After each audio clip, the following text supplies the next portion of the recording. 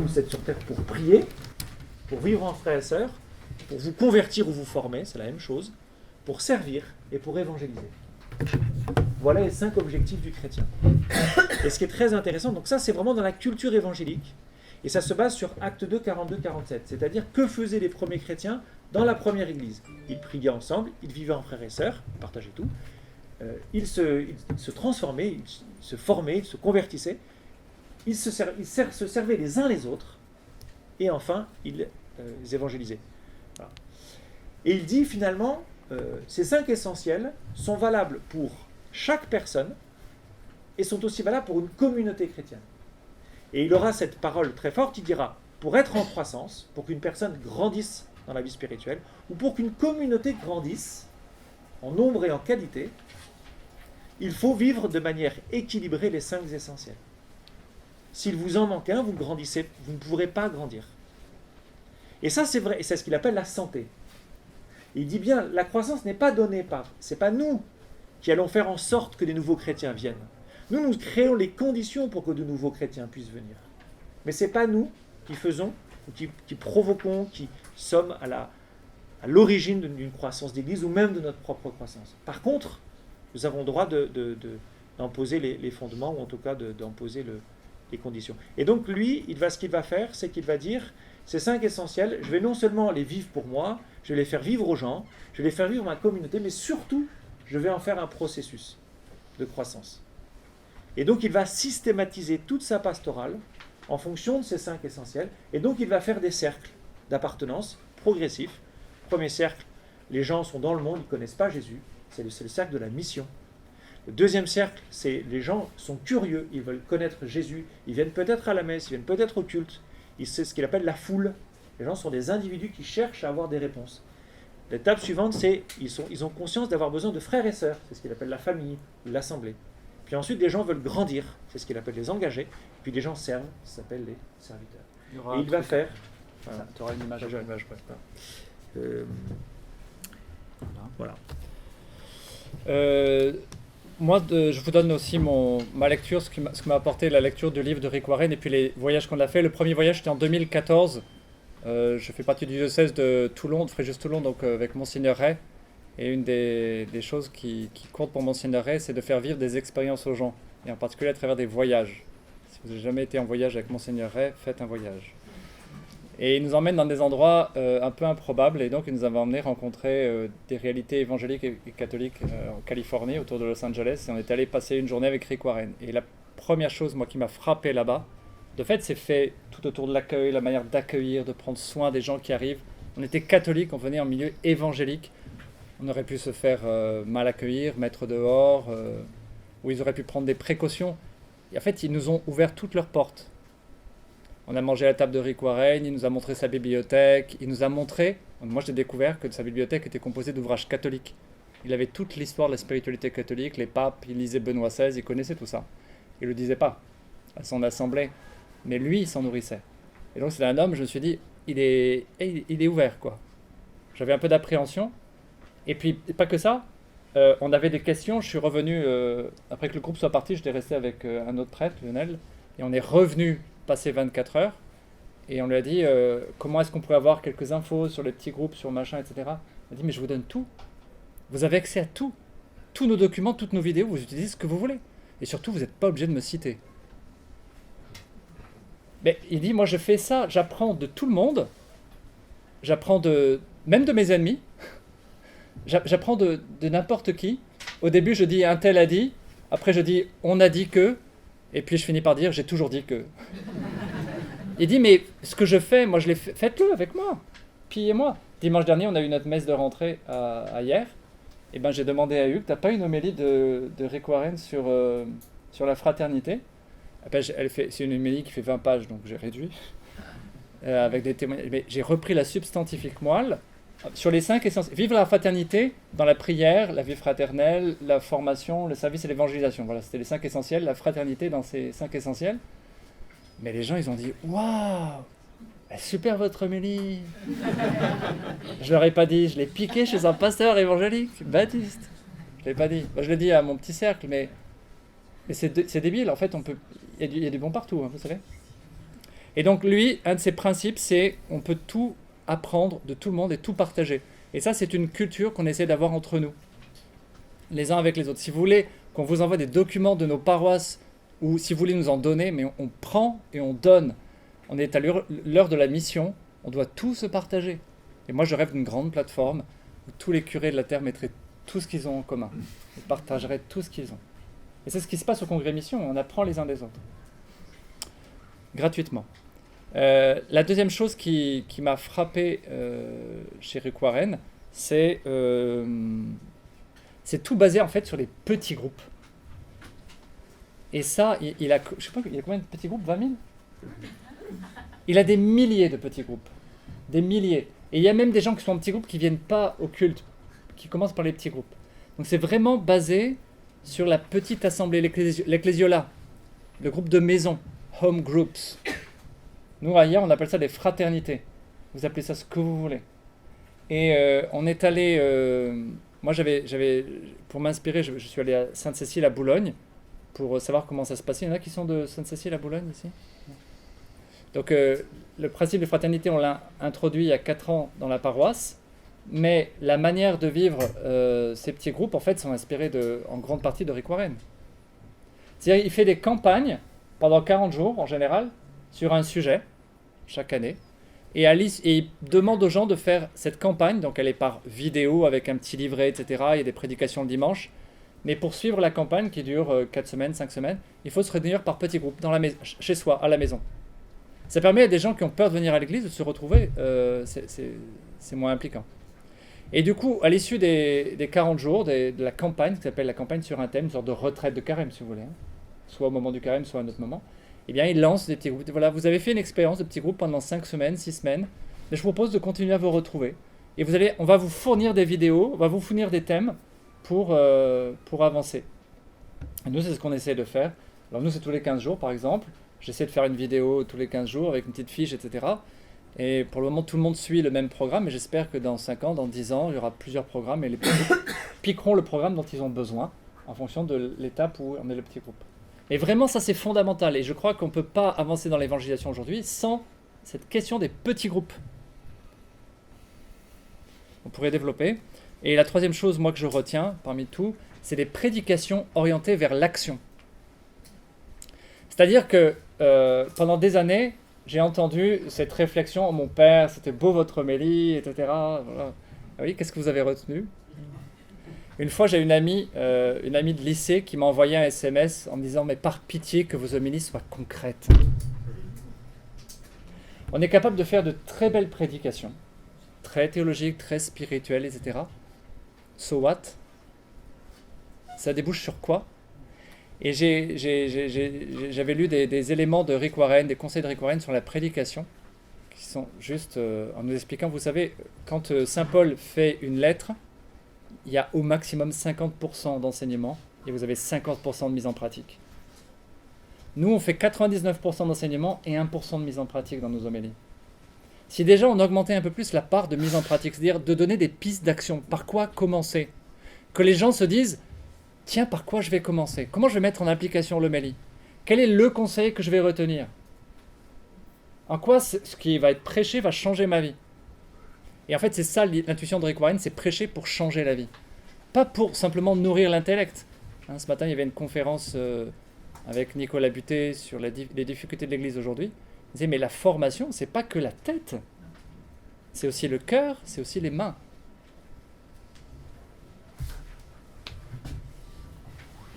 Voilà pour une de nos sources. Je passe juste sur celle-là. Peut-être certains ont lu ce bouquin, Rebuilt. Vous avez entendu parler? Ok. Rebuilt, c'est un curé de paroisse de Baltimore qui s'est lancé, inspiré par Rick Warren, dans la rénovation de sa paroisse. Avec un laïc qui est à côté, qui s'appelle Tom Corcoran, qui est un peu le directeur de sa paroisse, lui le curé. Bon, donc on a lu ce bouquin, et avec un autre prêtre, avec d'autres prêtres, on est allé visiter sur place. Sauf qu'on est arrivé dans une église catholique, on avait l'impression qu'on était vraiment au milieu protestant. On ne sentait pas la centralité de l'Eucharistie, ni de la confession, etc. Enfin, on a été très déçus. Le bouquin est bon, il est vraiment intéressant, mais la réalité sur place, sauf si ça a changé depuis. Oui. Oui. Moi, j'en viens de Rebuilt. Remarquable. D'accord, ok. Ben, peut-être qu'ils ont réajusté. Ah ouais. Honnêtement, hein. Humilité, Esprit Saint, centralité de l'Eucharistie. D'accord. Nous, à l'époque, c'était en 2015. Ouais, c'est en 2018. Voilà, on était un peu... Bon, on n'a pas accroché. Donc, je vous en parle pas plus que ça, mais le bouquin est très bon. Oui, honnêtement. Hein, D'accord, ok, merci. Je rectifie. J'ai rectifié. C'est pour l'enregistrement. On va vous parler maintenant plus de James Malone. Alors là aussi, on a fait un voyage en 2016. En juin 2016, on est allé à la première Divine Renovation qu'il faisait. Donc, James Malone, un prêtre qui est curé de paroisse à Halifax. Donc, c'est la Nouvelle-Écosse, c'est la côte ouest du Canada. Il a écrit un bouquin pour donner un témoignage, puis de grandes lignes sur la conversion pastorale dans sa paroisse. En fait, il a saisi l'occasion d'une restructuration paroissiale, en particulier dans les bâtiments, pour vivre une expérience de renouveau paroissial, donc à Halifax. Ce qui est vraiment très très intéressant chez un James Malone, c'est qu'il a digéré ce dont on a parlé à propos de Rick Warren, il l'a digéré catholiquement, et notamment il y a intégré la préparation au sacrement, donc, qui est chez nous quand même très importante, et il a vraiment réfléchi comment est-ce qu'il pouvait intégrer la préparation au sacrement au sein d'une pastorale globale sur une paroisse. Et ça, sa réflexion est très riche, enfin, très stimulante, voilà.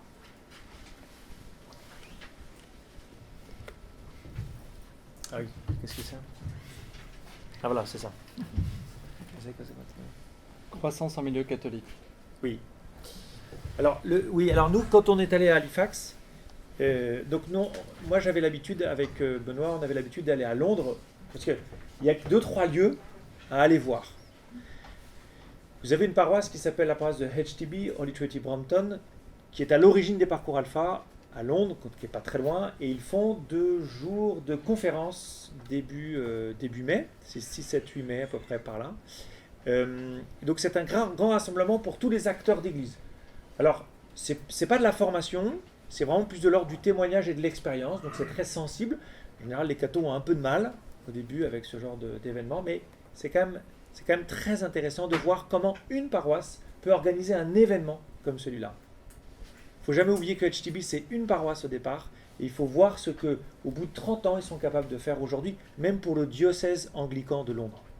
Ils reprennent des paroisses, ils revitalisent des paroisses. Enfin, il y a tout un processus de développement de leur pastoral dans toutes les paroisses alentour. Et quand nous sommes arrivés à Halifax chez le père James Malone, on a commencé par la messe. Et c'était chouette de commencer par, entre guillemets, un événement catholique, avec un évêque. Enfin, voilà. Et ce qu'ils ont choisi, c'est d'avoir Alpha comme porte d'entrée dans la paroisse. Donc en fait, à toutes les personnes qui arrivent, comme les anciens paroissiens ou les paroissiens plus anciens, ils leur proposent de faire le parcours Alpha, parce que Alpha est une expérience, d'abord. C'est une expérience de rencontre du Christ, c'est une expérience de l'Esprit Saint, c'est une expérience de fraternité, c'est une expérience, en fait, de première église. Et si vous prenez les 5 essentiels, vous les retrouvez dans Alpha sans aucun problème. La troisième chose, c'est bon, j'ai mis Intelligence des sacrements, voilà. Moi, ce qui m'a frappé chez James Malone, donc après la lecture de son livre, je me suis dit vraiment, il faut y aller pour voir sur place. C'est pas pareil de lire et d'aller voir.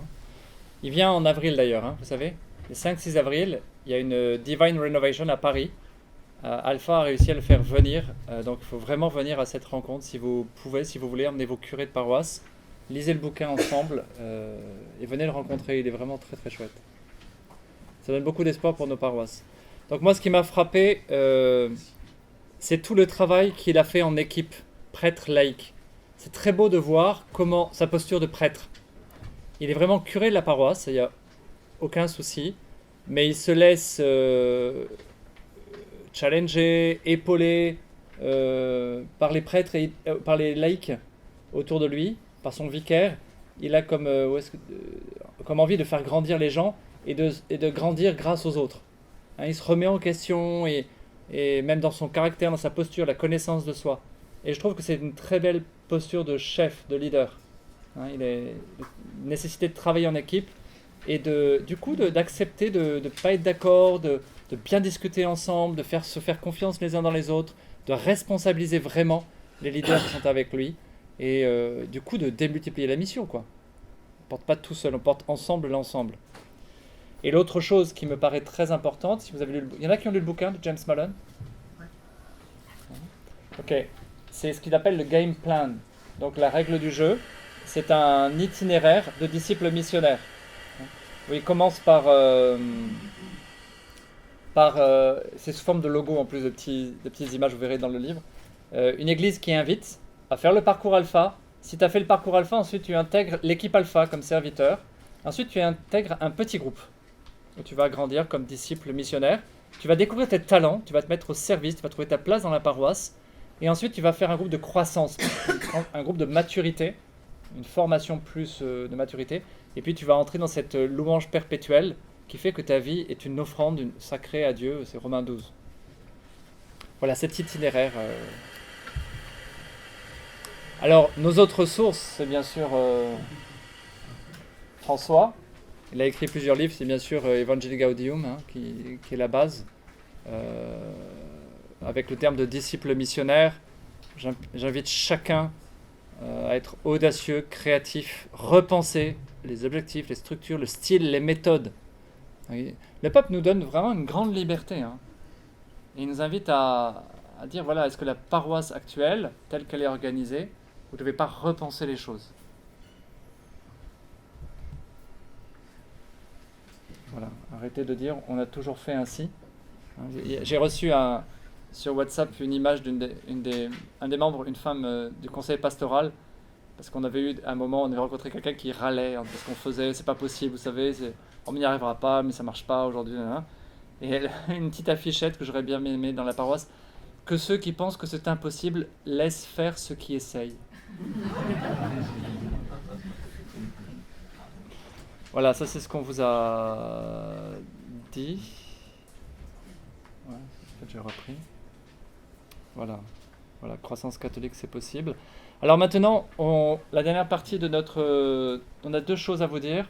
C'est qu'est-ce qu'on a mis en place concrètement dans nos paroisses. On va vous donner des exemples. Et puis 3-4 convictions en conclusion. Ça va? Comme ça on garde le temps et on discute ensemble. Alors Saint-Nizier. Alors moi une des premières choses que j'ai faites assez rapidement quand j'ai fait le parcours pasteur selon mon cœur, c'est que j'ai mis en place ce qu'on appelle un peu pompeusement une équipe vision. L'idée c'était de m'entourer de certains frères et sœurs de mes vicaires d'abord, et puis de certains frères et sœurs laïcs de ma paroisse, pour réfléchir ensemble à ce que nous voulions faire. Et comment exploiter nos lectures, nos voyages, etc. etc. Et moi, il y a une conviction, enfin, il y a une chose que j'ai vraiment retenue de ce voyage à Halifax, c'est Alpha pour tous. Voilà. C'est-à-dire que moi, un de mes combats, je ne sais pas si c'est un combat, en tout cas, une de mes convictions, c'est que, enfin, un de mes désirs, je ne sais pas comment dire les choses, mais c'est que tous les paroissiens puissent avoir l'opportunité de faire Alpha. Et comme je suis un impatient, l'année dernière, j'ai fait une campagne de carême, j'ai dit tout le monde en Alpha et on invite tous les gens autour de chez nous. Donc on a fait des groupes de maisons Alpha, donc on a fait des parcours Alpha dans nos salons. Parce qu'on n'a pas beaucoup de locaux paroissiaux, donc je leur ai dit, en fait, les locaux paroissiaux, ça va être vos salons. Et donc vous allez vous réunir par 5, 6, 7, 8 et vous allez inviter vos voisins, vos machins, vos bidules. Et vous allez faire un parcours Alpha chez vous pendant tout le carême. Grâce à ça, j'ai fait faire Alpha à quasiment tous mes frères de communauté et beaucoup de mes paroissiens. Donc j'ai fait. Combien de petits groupes? Et on avait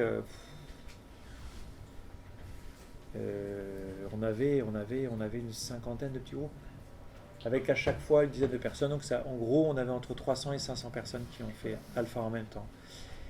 Moi-même, en maisonnée de l'Emmanuel, j'ai fait Alpha. Voilà. C'était un peu hétérodoxe d'un côté de l'Emmanuel, mais donc on a fait Alpha. Donc j'ai invité mon voisin, par exemple, ça m'a donné l'occasion d'évangéliser. Donc comme j'ai eu dans un immeuble, j'ai invité notre voisin qui est venu faire le parcours Alpha dans le presbytère. C'était marrant. Voilà. Et donc l'autre chose que nous avons mis en place, ce sont cours 101, cours 201. Alors il faudrait reprendre le livre de Rick Warren, mais ce sont toutes ces formations qu'il propose pour faire avancer les gens par paliers. Et donc il a 5 paliers et il propose aux gens à chaque fois de faire un pas supplémentaire. Ouais. Bah voilà, donc je vais aller vite parce que sinon vous allez... En gros, vraiment je fais moi un peu du copier-coller avec Rick Warren, mais j'essaie de l'adapter et donc j'apprends. Mais donc le premier cercle, c'est le monde, c'est le monde qui ne connaît pas Jésus. Le deuxième cercle, ce sont toutes les personnes qu'on appelle la foule, et ce sont donc, dans nos paroisses par exemple, ce sont toutes les personnes qui viennent vous demander un sacrement, qui viennent à la messe, même régulièrement, mais que vous ne connaissez pas, qui ne sont pas encore intégrés dans la communauté, dans la famille. Et puis ensuite, vous avez un troisième groupe, c'est ce qu'on appelle la famille. Ce sont tous ceux, alors là c'est très important, ce sont tous ceux qui sont identifiés et qui ont vraiment choisi la paroisse. Moi je suis dans une paroisse de centre-ville où beaucoup de gens vont d'église en église et c'est insupportable. Donc je leur dis, ok, vous voulez faire partie de la paroisse, vous voulez que je vienne bénir vos fiançailles, vous voulez que je marie vos enfants, vous voulez que je catéchise vos gosses, et bien vous faites partie de la paroisse. Et à l'occasion, vous prenez un service en plus. C'est une façon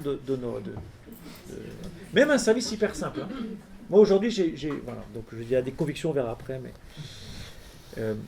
le quatrième groupe, ce sont tous ceux que nous voulons faire avancer, qui veulent aller plus loin.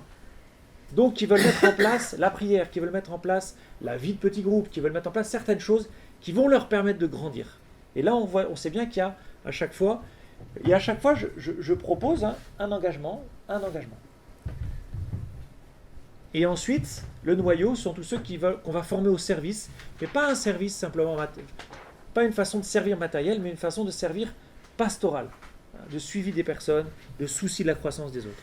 Et puis enfin, bon, ça c'est pour le cœur, sont les missionnaires. Voilà. Ah, je l'ai mis 2 fois, ouais. Ouais, j'ai l'impression. Vas-y. C'est ce que... Non, mais je vais aller très vite. Donc, être rencontré, invité, la foule être accueillie, la famille en louer Dieu, rencontrer Jésus, la communauté, c'est grandir dans l'amitié avec Jésus. La quatrième, le noyau, c'est servir, je deviens serviteur de la croissance de mes frères et sœurs. Et puis être envoyé, je deviens missionnaire au cœur du monde. Voilà. Et à chaque fois, il y a un engagement à... On ne les appelle plus comme ça maintenant, mais je m'engage à la messe tous les dimanches. Enfin bon, je peux pas, il faut que j'aille vite, mais je peux pas trop... Voilà, ça c'est vraiment le parcours qu'on propose aujourd'hui. Alors aujourd'hui, moi j'en suis à 2 ans d'expérimentation, donc on n'a pas du tout, pour tout vous dire, on en est là, j'en suis là. C'est-à-dire que j'ai commencé à lancer une formation pour ceux qui ont fait Alpha, qui ont fait le premier engagement et qui voudraient aller plus loin. Pour l'instant je l'ai fait une fois, on est 14 à l'avoir fait, et puis voilà, on avance comme ça, et puis petit à petit je vais construire le reste. Tu l'as même mis 3 fois, dis donc. Non, c'est vrai ? Non. Alors moi, en fait, il m'a challengé parce qu'en fait, on travaille en réseau de prêtres. On se réunit régulièrement sous forme d'université d'été ou de réseau d'école de gouvernance pastorale, etc. On fait des petits groupes et on se réunit soit pour des voyages, soit pour des temps ensemble. Donc on se parle beaucoup. On fait des Skype en dehors de Pasteur selon mon cœur. Oui. Oui, parce qu'on a envie de continuer. Voilà, Pasteur selon mon cœur, c'est un starter. Là, on fait des groupes informels. Et on essaye justement d'être dans le partage et l'émulation réciproque. Donc moi ça m'a challengé et cette année je me suis dit il a raison en fait, le Hugues Janson, et les trucs 101, 201, 301, 401, moi ça me disait rien au début quand j'avais lu Rick Warren. Quand on a reparlé cet été, je me suis dit c'est pas bête. En fait l'idée de s'engager pour progresser, un peu comme chez les scouts, le fait de s'engager, même un tout petit engagement. Et du coup on a fait cette petite carte cette année. Alors, tout est noté, les cours sont A, B, C, D. Ils n'existent pas encore, sauf le premier. Donc, on les a annoncés. On ne sait pas encore ce qu'on va faire, mais c'est annoncé. Et le module A, c'est arriver dans la paroisse, redécouvrir la mission, le cœur et l'organisation de la paroisse. Et on il le est fait. Très fort. Vous allez voir, il a même mis des lettres A, B, C, D, je sais pas quoi. Et donc, une en octobre, c'est samedi. Une en janvier et une en avril, parce qu'il y a des gens qui arrivent tout au long de l'année. Et puis, les paroissiens, ils ont le droit de redécouvrir la paroisse. En fait, ils ne savent pas comment ça fonctionne. Donc on les invite. B, et à la fin on leur fera signer, j'appartiens à la paroisse, je prends un temps d'engagement chaque semaine, je vais aller à l'adoration, enfin je sais pas, on a un petit engagement. Le module B, c'est booster sa vie spirituelle et grandir humainement. Voilà, en novembre. Module C, connaître ses talents et trouver sa place, voilà, pour devenir serviteur, en avril. Module D, développer son courage missionnaire, partager sa foi et donner un témoignage. Et là je pense qu'on fera appel à Priscille et Aquila. Alors nous, hier, ce qu'on a fait, oui, on a travaillé en fait avec le conseil pastoral sur une vision pastorale. Alors au début, c'était beaucoup plus compliqué et on s'est dit, c'était toute une phrase, c'était un texte, je ne saurais même pas vous le redire et personne ne savait le dire. Donc on a retravaillé, moi j'ai embauché quelqu'un pour nous aider, un facilitateur. Et du coup, il nous a fait travailler pendant plusieurs mois, prier, etc. Et on est arrivé à cette vision, un cœur brûlant pour des vies nouvelles. Il y a tout un processus là derrière, je ne vais pas vous développer, mais des vies nouvelles, qui change, tout le monde change. Et puis derrière, il y a aussi, comme la paroisse est confiée à l'oratoire, l'image du cœur brûlant, c'est Saint Philippe Néri. C'est cet esprit de feu, cette âme de feu. Donc pour faire le lien entre paroisse et oratoire, à qui la paroisse est confiée. Et on a essayé du coup de faire aussi Alpha pour tous. C'était il y a 2 ans ou 3 ans. Et on a dit aux gens, jusqu'à maintenant, vous interdisez de faire Alpha quand vous venez à la messe. Cette année, je vous demande de faire Alpha. Et vous n'aviez pas le droit, maintenant vous devez le faire. Et vous allez le faire pour plusieurs raisons. La première raison, c'est que vous allez découvrir un outil que vous ne connaissez pas parce qu'on vous interdit toujours de le faire. Donc vous allez le connaître et vous allez mieux le vendre comme ça. 2, vous allez rencontrer des gens que vous voyez à la messe et que vous ne connaissez pas. 3, vous allez faire ou refaire une rencontre personnelle avec Jésus-Christ. Il y a beaucoup de gens qui disent « je viens à la messe, mais moi je ne sais pas si j'ai rencontré Jésus ». 4, vous allez faire une expérience de l'Esprit Saint, une expérience personnelle de l'Esprit Saint. Et 5, vous allez faire aussi un petit parcours de retraite catéchétique avec les thèmes essentiels de la foi. Il y a plein d'avantages de faire Alpha tous ensemble. Alors on l'a fait tous ensemble dans une salle, donc ils étaient plutôt en deux groupes. Il y avait un groupe de 120 et un groupe de 50. On le faisait en 2 fois, en journée et en soirée. Mais là encore, il m'a challengé. Du coup, cette année, on va refaire ça, mais à la fois la salle paroissiale, mais aussi des petits groupes de maison. Merci Hugues pour toutes les idées que tu me donnes. C'est vraiment inspirant. Et puis, l'autre chose, c'est que en fait, on avait Alpha depuis 2004, on faisait des orphelins, des gens, on ne savait pas quoi leur donner, on leur disait après débrouillez-vous, allez à l'équipe fleurs, deuil, je sais pas quoi. Alors on s'est dit non, on va travailler avec finesse l'après-alpha, l'avant-alpha. Donc c'est l'idée du processus de Malone. Hein. Il y a avant-alpha, donc les messes de jeunes, les messes de caté, on invite les événements festifs.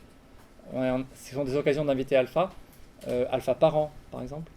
Le parcours alpha et puis l'après-alpha. On fait des petits groupes post-alpha qui vont devenir ensuite des fraternités. La première année, ça a bien marché. La deuxième année, on s'est un peu reposé sur nos lauriers cette année. Donc, il faut qu'on se réveille un peu. Parce que c'est toujours à reprendre. Hein. C'est pas forcément en croissance perpétuelle. Hein. Et du coup, on a des fraternités aussi qui se sont lancées pour vraiment accueillir les gens qui sortent d'Alpha. Voilà des exemples de ce qu'on a fait dans nos paroisses. Alors, 3-4 convictions. Non, c'est ça. Première conviction, c'est partir en voyage. Tu veux en parler ? Si. Partir en voyage. Non, mais si. Moi, c'est comme ça que j'ai commencé vraiment à bouger. Voilà. Et en fait, c'est partir en voyage, mais partir en voyage à plusieurs. Oui, pas tout seul. Voilà. Parce que en fait, le risque, hein, je ne sais pas si vous êtes à plusieurs de vos paroisses, si vous êtes tout seul, le risque c'est que tout ce que vous allez vivre peut-être dans ce cours d'émission, ça va vous donner plein d'idées, vous allez vous dire tiens, je vais aller voir James Malone le 5-6 avril et tout, mais le risque c'est que vous soyez tout seul. Et quand vous allez retourner dans vos paroisses, en fait on va vous regarder comme un ovni ou comme un extraterrestre. Et donc il y a vraiment un enjeu à partir à plusieurs, avec vos EAP, avec votre équipe baptême, avec votre équipe mariage, de vivre les choses à plusieurs. Et nous, l'expérience que nous avons faite cet été, quand nous sommes partis aux États-Unis, nous avons donc participé à la conférence pour les pasteurs de Rick Warren qui a duré 3 jours. Et après, pendant 3 jours, on a relu ce qu'on avait entendu ensemble, avec notre petit groupe de prêtres. Et c'est extrêmement riche de partager. L'intelligence collective est essentielle, de réfléchir à plusieurs. Voilà. Et puis, l'autre chose... Partir en voyage, c'est pas forcément aller à l'autre bout du monde. Vous n'êtes pas obligés de tous aller en Californie. Hein. Encore, c'est sympa. Hein. C'est assez sympa. Mais c'est d'aller peut-être à Lyon. Moi les premiers voyages que j'ai faits, c'était à Sophia Antipolis, c'était à Lyon, c'était à Paris, c'était à Boulogne, c'était à Senlis. Ouais. Je me suis déplacé pour voir d'autres paroisses en France. Alors, il y a ça, il y a les visiter d'autres paroisses. Mais il y a aussi 2-3 rendez-vous qui sont extrêmement importants, comme ce week-end-là, Congrès Mission. Vous avez aussi donc la visite de James Malone le 5-6 avril. Vous avez aussi, il faut savoir que moi je viens du diocèse de Lyon et à côté de ma paroisse, il y a la paroisse Lyon Centre avec le groupe Glorious qui a fait aussi beaucoup de choses comme ça. Voilà. Et eux font vraiment un week-end, ce qui s'appelle une conférence Lyon Centre, qui dure un week-end où ils parlent de toutes ces choses-là. Et je crois que leur week-end, c'est en mars, c'est le 16-17 mars, quelque chose comme ça. Donc n'hésitez pas, peut-être certains y sont déjà allés, n'hésitez pas à y aller. Voilà. Alors, ouais. vas-y. En fait, il faut du temps. Moi, je suis curé depuis 7 ans, c'est ma 8e année. Je crois que j'ai compris en fait au bout de 6 ans ce que c'était à peu près être curé, quoi. Je crois que j'ai à peu près compris. C'est vrai que j'avais jamais été curé avant, alors les plus anciens parmi nous doivent se moquer de moi. Mais j'ai mis du temps à comprendre ce qu'était curé. Et au bout de 3 ans, quand j'étais curé, j'avais fait un peu le tour de la question, j'avais lancé une mission, j'étais super content, j'avais fait une super mission paroissiale. Et à la fin de la mission, il y a quelqu'un qui est venu me voir en me disant ça y est, on a checké, hein, on est missionnaire, ça y est, c'est bon, on peut se calmer. Et là, je me suis dit, il faut tout reprendre. Et en fait, il faut du temps. Et j'ai mis 2 ans, 3 ans à travailler la question de la vision, à travailler la question des structures, une programmation missionnaire avec un itinéraire, au lieu d'accumuler les activités, faire un cheminement. Ça prend du temps. Transformation, ça prend du temps. Et ça prend du temps aussi de se transformer soi-même, de changer, de travailler sur soi-même, de se connaître, travailler sur ses émotions, de mûrir comme pasteur. Ça prend du temps. Il ne faut pas avoir peur de prendre du temps.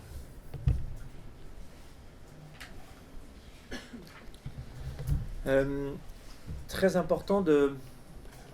Ouais. Et très important aussi de comprendre que, en fait, nous devons apprendre.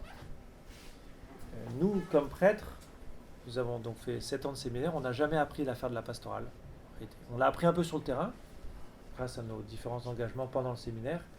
Et puis ensuite, quand on a été plongé dans le grand bain, on a dû apprendre, ce qui est pas forcément mauvais, mais on a dû apprendre à un peu plonger dans la piscine. Mais en réalité, nous n'avons jamais eu de relecture, enfin, on a eu des relectures, mais on n'a jamais vraiment eu de formation à la pastorale. Je ne parle pas de cours, parce que le cours en France, ça fait très intellectualiste, et l'idée, c'est pas de faire un cours, mais l'idée, c'est d'apprendre quels sont les principes, qu'est-ce qui marche dans la pastorale, et pourquoi ça marche. Les protestants sont très forts pour ça, pour relire leurs expériences, pour réécrire des livres, pour réécrire des formations. Et quand vous allez voir, par exemple, un gars comme Rick Warren, vous allez apprendre. En fait, et il va vous transmettre ce que lui a appris.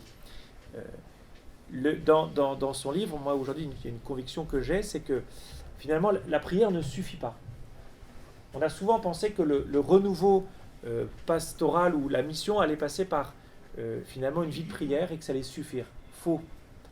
Votre prière, elle est essentielle, elle est nécessaire. Votre conversion au Christ, elle est nécessaire, mais elle n'est pas suffisante. Vous devez vous former. Nous devons nous former pour apprendre pas deux, trois petits trucs, pour apprendre les bases, quoi. Les bases de ce que c'est que la pastorale et pourquoi ça marche et pourquoi ça ne marche pas, etc., etc. Par exemple, un type comme Rick Warren, il vous balance des formations et c'est vraiment très intéressant. Enfin voilà, c'est très intéressant. Il a par exemple une formation sur quels sont les 6 lois de la croissance spirituelle, de la croissance de la vie spirituelle. Voilà, tac, tac, tac, tac, tac. Et à chaque fois, il dit, si il y a cette loi-là, comment on y répond? Comment est-ce qu'on va...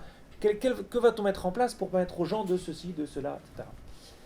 Il y a aussi le fait d'apprendre, par exemple, tout bêtement, mais les conflits, comment est-ce qu'on fait dans le paroisse, on en a.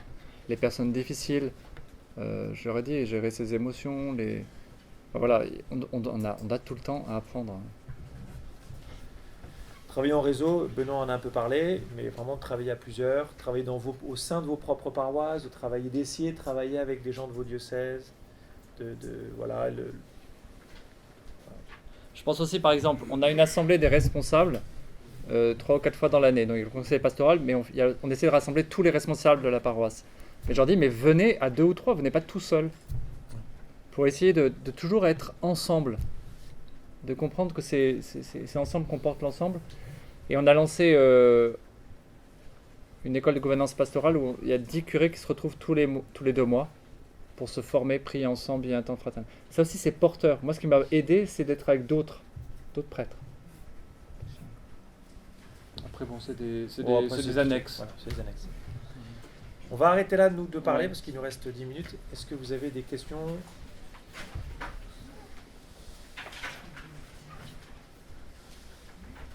Vous pouvez vous tourner vers votre voisin, parce que c'est ça l'essentiel. Hein. Oui.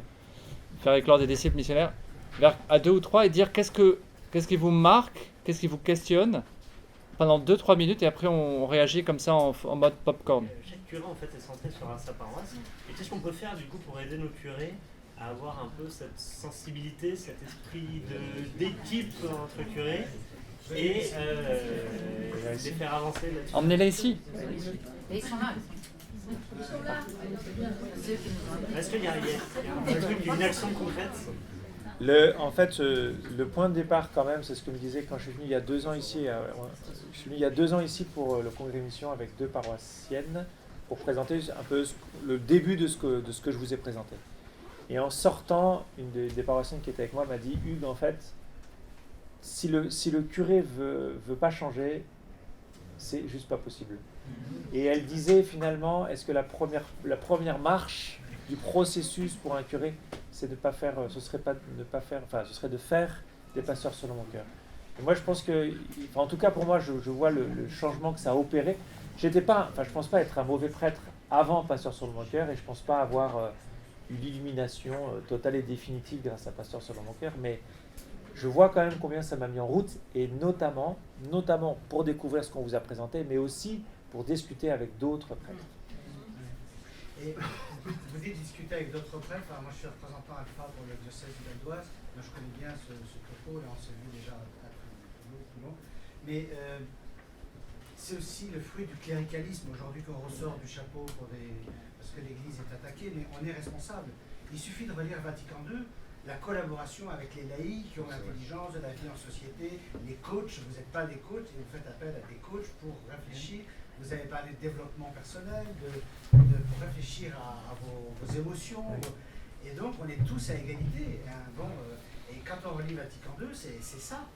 Et là, nous, moi je me rappelle, avant de faire une feuille de messe, on préparait une liturgie de la messe. Bon, pour les chants, il faudra demander au prêtre ce qu'il en pense. Enfin, on en était à monsieur le curé, qu'est-ce que vous en pensez, est-ce qu'il sera d'accord? Donc là, vous avez eu un courage, une stimulation avec pasteur selon mon cœur de faire ce... Alors le courage... Il y a encore des jeunes prêtres qui savent pas, des jeunes curés qui savent pas. En fait, pasteur selon mon cœur ne suffit pas si après on reste seul. C'est comme une agapée, si vous ne faites pas de suivi après, ça sert à rien.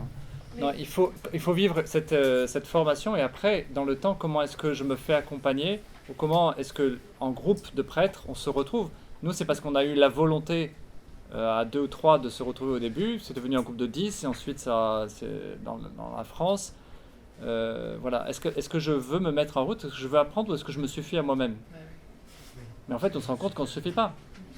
Mais envoyez-les, on va boire une bière ensemble et on en parlera. Voilà, c'est ça.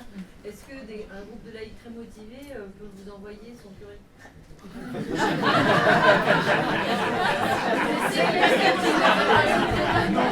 pourriez faire des idées, Non, mais l'idéal, c'est que dans chaque diocèse, il y ait des groupes de prêtres qui veulent bouger, qui se retrouvent ensemble. Oui, mais que dans chaque diocèse, les prêtres sont capables de se retrouver, de faire appel peut-être à un coach pour les aider, pour se former ensemble, pour avoir des temps de formation, de partage et de prière. Je trouve qu'il n'y a pas beaucoup de vitrine de tout ce que vous avez montré là. Non, mais c'est en train de naître. Une Nous, vitrine, c'est-à-dire si on veut envoyer notre curé vers ça, je sais pas, moi je sais pas où elle est là. À part lui donner votre numéro de téléphone. mais congrès mission, Divine Renovation, les choses vont se mettre au fur et à mesure en place. C'est ce que Madame dit, il n'y a pas beaucoup de En fait, choses. faut Il y a lui offrir le James bouquin. Malone, il y a Congrès-Mission, mais il n'y a pas En fait, je pense qu'il y a quelque chose de très important que j'ai dit hier aux prêtres. En fait, vous êtes tous, si vous êtes là, c'est que vous êtes des missionnaires, c'est que vous avez envie de faire des choses, d'accord? Donc vous êtes tous en situation de leadership. Je m'explique. C'est parce que vous vous laissez transformer par le Christ que les gens se transformeront, ou seront transformés. En tout cas, c'est en vous côtoyant, en vous, je sais pas comment dire, en vous voyant vivre, que les gens auront envie d'avancer. Et moi, je pense que ça joue aussi sur les prêtres. C'est-à-dire que si les prêtres voient, vous, ce que le Seigneur fait en vous, les voyages que vous faites, parce que vous n'avez pas besoin des prêtres pour aller voyager. Vous pouvez très bien prendre 5-6 personnes de votre paroisse, et si le prêtre ne veut pas, mais vous n'arrêtez pas au refus du prêtre, allez-y. Et moi, je suis sûr d'une chose, c'est que si vous considérez que vous avez un pouvoir d'influence évangélique, c'est pour ça que je dis que vous êtes en situation de leadership. Les Anglais, moi, c'est ce que je dis hier aux prêtres, ce que je découvre avec les Anglo-Saxons, c'est qu'ils sont très libres par rapport à cette notion de leadership.